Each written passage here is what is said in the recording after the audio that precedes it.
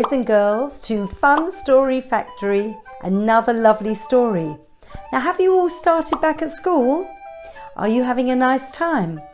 Are you making lots of friends? This book is about a little girl called Janey, and she wants everything done her way. Everybody has to do what Janey wants. But is that the right way to make friends? Shall we read this book and see? Come on, let's begin. Just Janey's Way by Mandy Woolf.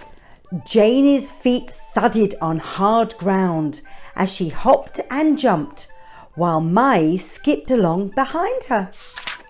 "Do it my way, Mai," yelled Janey. Look, she's saying, do what I want you to do. Carry on.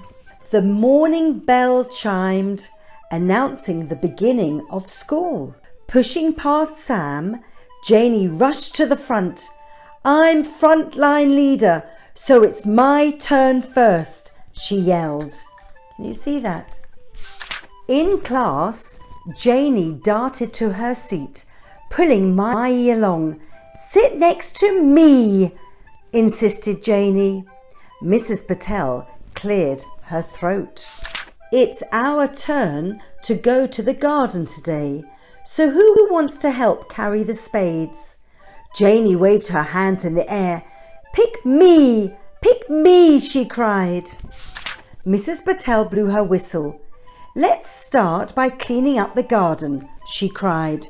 "I'm cleaning the bug hotel," insisted Janey. Landing with a thump on the ground, Janey snatched a limp lettuce leaf and dangled it in front of the worms. "Eat up," demanded Janey as she tidied and organised around them. By the compost heap, Sam piled rotten fruit and vegetables together. "I always separate everything first," demanded Janey. Can you see Janey standing with her hands on her hips? It's like saying, "Look at me, I'm more important than you." Should we carry on now? Near the big oak tree, Ben cleared weeds, commanded Janey. She's bossing everybody about, isn't she? Mrs. Patel's voice called across the garden. "It's time to get into groups. We're going to plant seeds." Janey darted towards Mai, Ben and Sam. "You're in my group," she insisted.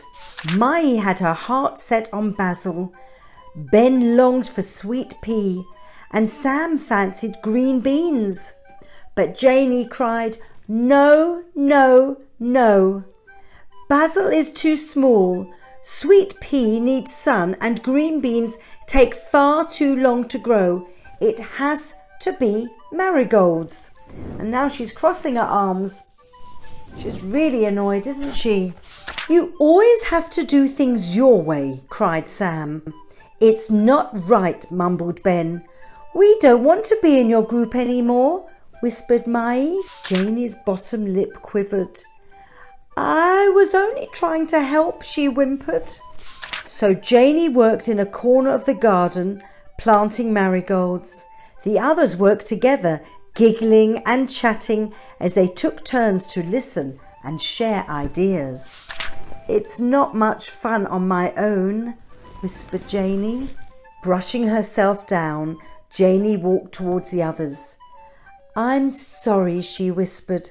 "Sometimes I worry, and having things my way helps me feel safe." "I worry too," replied Ben. "This helps me. Sometimes I get a bit fidgety," added Ben. "Me too," cried Janey. "You can help me if you like," grinned Ben. "Okay," smiled Janey. Janey and Ben levelled the soil. "What seed shall we pick?" asked Sam. "You choose," smiled Janey. "Who wants to label the seeds?" asked Mai.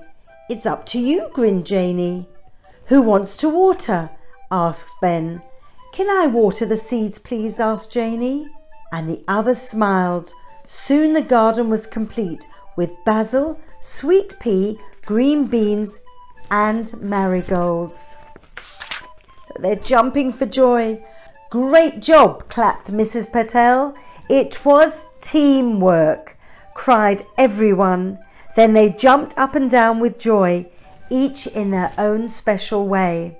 So this book's teaching you about being friendly, isn't it? And not demanding and not telling others what to do, but everyone working together as a team. Wasn't that delightful? Did you enjoy it? There's another book you could read called Janey, Just in Case, and that's also on my YouTube, Fun Story Factory. Bye bye for now. See you soon.